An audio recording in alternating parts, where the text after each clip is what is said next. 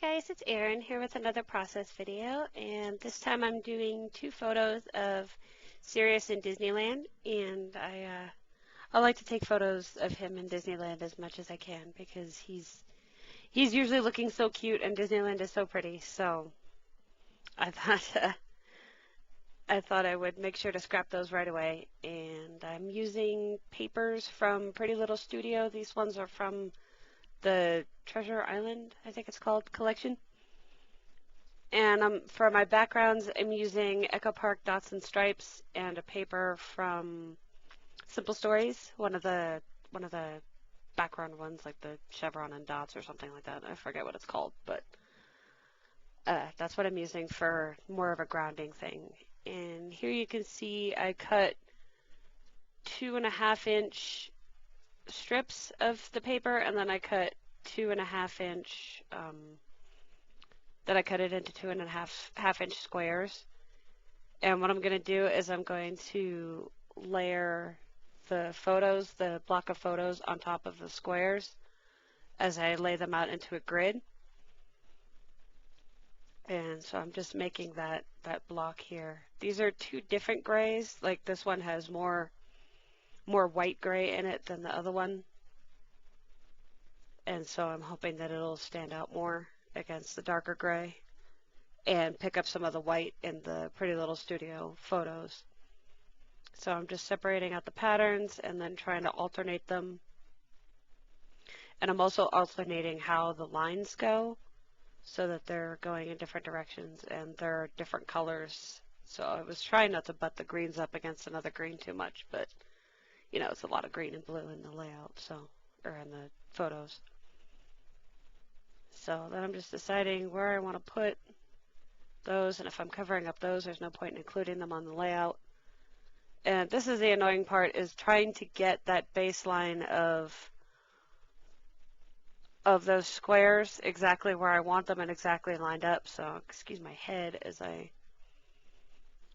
check and make sure that they're exactly where I want them to be. And I'm not too fussy about alignment and whatnot, but I do want to make sure that it gets somewhat close to what it should be. So you could see me doing that there. This layout didn't take me a whole lot longer. It took me 30 minutes, so it's not too bad. But yeah, it was probably just all of this measuring and making sure that the squares got exactly where they were supposed to get. So I'm just trying to, now that I have that baseline of where they should be, I'm just lining them up with each other. That way, even if they're not aligned with the outside square, at least they're lined up with each other, and you don't notice it as much. So just get that last one in there, and I go and put on the block. The only problem is I'm not really liking that extra part on the side from the smaller photo. And here you see me working with the bunch of the labels that I got from Pretty Little Studio. They're not stickers, they were just cut aparts, and so I spent, you know, like an hour or something like that while I was watching TV and just cutting all those out. And these ones, the ones that had nothing around them, I cut all the way around, and like, you know, the little curves and stuff. And the smaller ones, they have sort of a grid pattern around them, so I left those as squares. That way I could decide if I wanted to cut them or not. And this one I decided I wanted to cut in half, so I thought I would do that before I cut it out. And so I'm going to use that as sort of an embellishment to carry through the layout.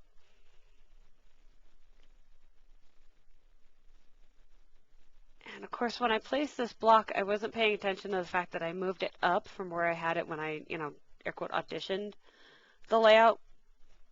And so I'm actually blocking 2 more squares for literally no reason, because originally they were down further and that worked, but now it doesn't work anymore.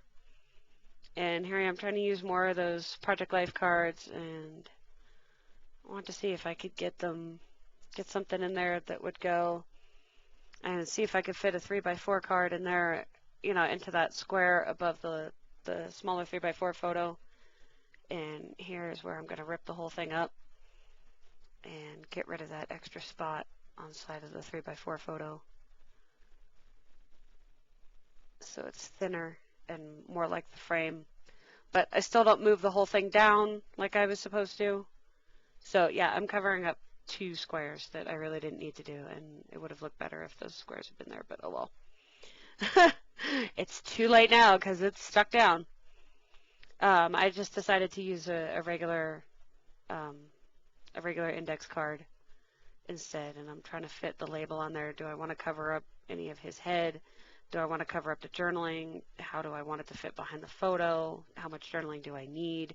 There's not a whole lot to say about it. It was mostly the journaling for this is just going to be how, even when I'm trying to take a photo of him, he can't stop doing his job, which is basically looking out behind me and making sure that nothing's going on or nothing's going to sneak up on me, you know, with my anxiety issues and everything. Part of his job is to make sure that I'm aware of everything going on, even if I'm not looking at it. So he's the one that's got to look. So he can't look at me in the camera because he's got to look behind me and to the side and everything. So you got sideways photos.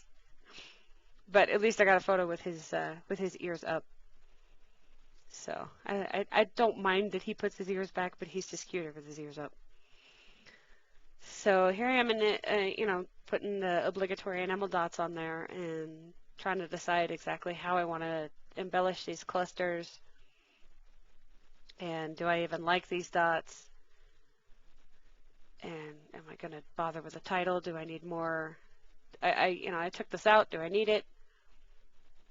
It's just a lot of fussing around. I think, you know, yes, it does need something else. So I decide to add some clouds because the clouds add more to the clusters, and then they make it feel less stark to me because it was feeling not embellished enough.